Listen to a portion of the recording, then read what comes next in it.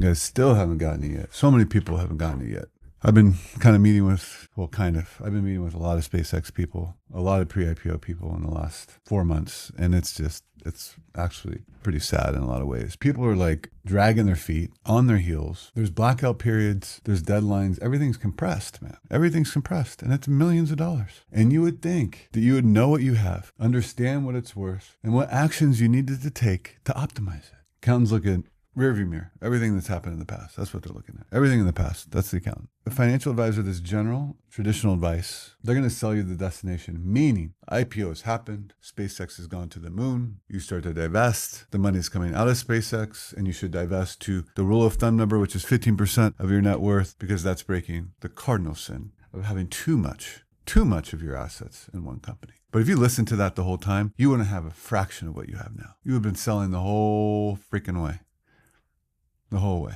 Which is also a concern, because when people are thinking, well, why would I sell if I'm bullish? With the emergence of AI, connecting the dots, I think we're early innings. And if you think about who is in the forefront of that, Elon's at the forefront of all of that shit. And you're going to sell out, buy or sell it, sell 50% off the top. So just in terms of the concentration, you got to be careful. The other thing you have to be careful of is the tax. You want to optimize for growth. Obviously, the risk is there. The concentration is real. I'm not saying that it's not real. It's definitely real. But what I'm saying is that you want to diversify down to what your number is, not what the rule of thumb number is. So if that's 30% of what you have now, 40%, 50% of it, whatever the thing is, optimize for growth, look at the risk, and see what you're comfortable with. That's one.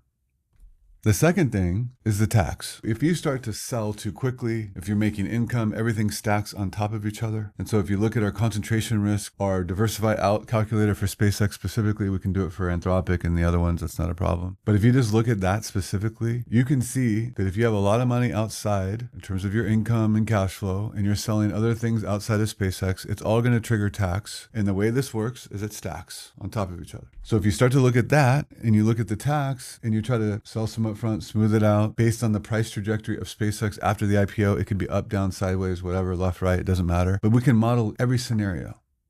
Scenario A, scenario B, scenario C. And all of these would be very, very much important for you to do. Knowing what the exposure is to not only the risk factor, but then the tax impact as far as the tax bill, which I don't think anybody really understands what that looks like. I mean, you guys looked at shares vesting and different withholdings that you can do on some of those shares as they vest. I don't want to get too technical here. That's why you guys need to reach out and talk to me and call me, and we can talk together about it, your specific situation. But in the case of like most of these conversations around optimizing for growth and concentration, heads are in the sand or they're getting bad advice about it, either from their accountant or a traditional advisor that just doesn't get it. The next thing is that it's the tax thing, but that should be almost like a second optimization outside the concentration. Then it's the tax. But when you look at the tax, you got to take a look at your overall situation and other income. And a lot of you guys have one foot out the door, one leg, maybe half your body, maybe the whole body's out at this point for some of you. But if that's the case, then that can kind of reduce some of the tax impact because you're making less money. There's some of the other things that are floating around. If you're getting serious with somebody, you can go ahead and fast track that, go to the courthouse, get married, do the ceremony later. That could be good. You could just move out of state,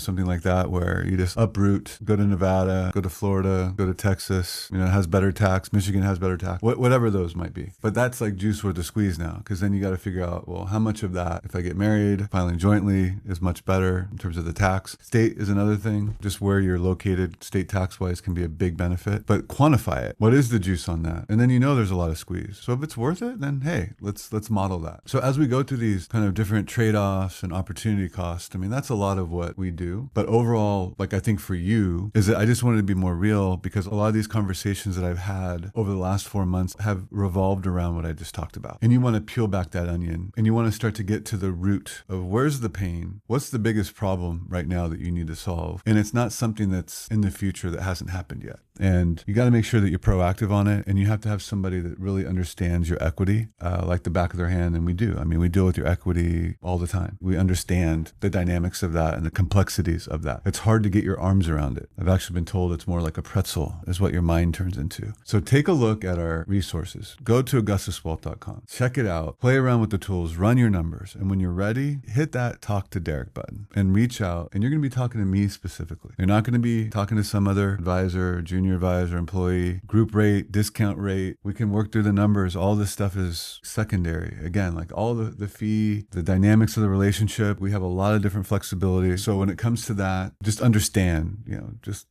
trust that we have something in place, that we can be addressing your needs, creating the right programs for you. But we have the frameworks, we have the systems. Reach out. Looking forward to speaking with you, and I'll see you guys soon.